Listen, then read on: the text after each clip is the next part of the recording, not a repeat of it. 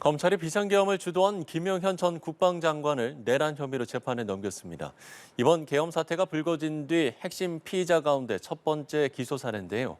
검찰은 윤 대통령이 두 번, 세 번이라도 계엄을 선포하면 된다면서 계속 진행하라고 지시했고 총을 쏴서 문을 부수고서라도 의원들을 끌어내라고 지시했다고 밝혔습니다. 배윤주 기자입니다.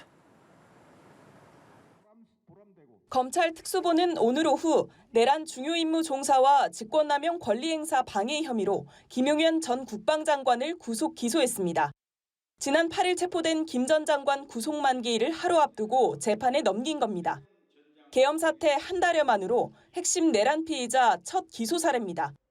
김 전 장관은 윤 대통령에게 직접 비상계엄 선포를 건의하고 이번 계엄 사태를 사실상 주도한 내란의 2인자로 지목돼 왔습니다.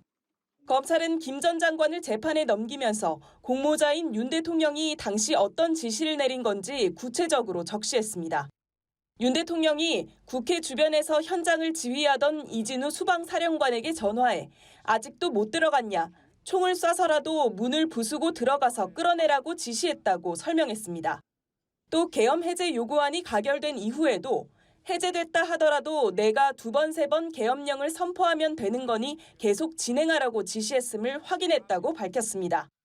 또 윤 대통령이 적어도 올해 3월부터 비상계엄을 염두에 두고 김 전 장관 등과 여러 차례 논의한 사실을 확인했으며 11월부터는 실질적인 준비가 진행됐다고 판단했습니다.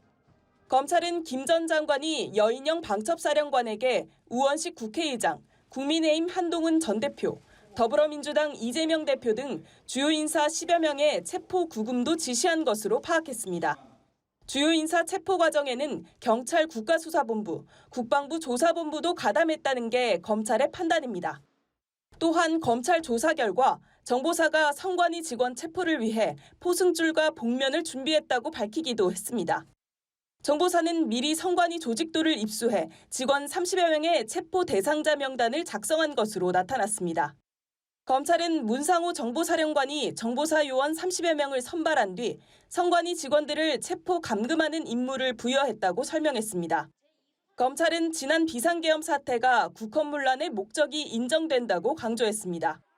윤 대통령과 김 전 장관의 행위가 의회 제도를 부정하고 영장주의에 위반하는 것으로 헌법기관인 국회와 선관위의 권능 행사를 불가능하게 만드는 결과를 초래할 원인이 된다고 보기 충분하다고 지적했습니다. 김 전 장관의 행위에 대해 국헌문란 목적을 인정하면서 윤 대통령 수사에도 영향이 불가피할 전망입니다. 연합뉴스TV 배윤주입니다.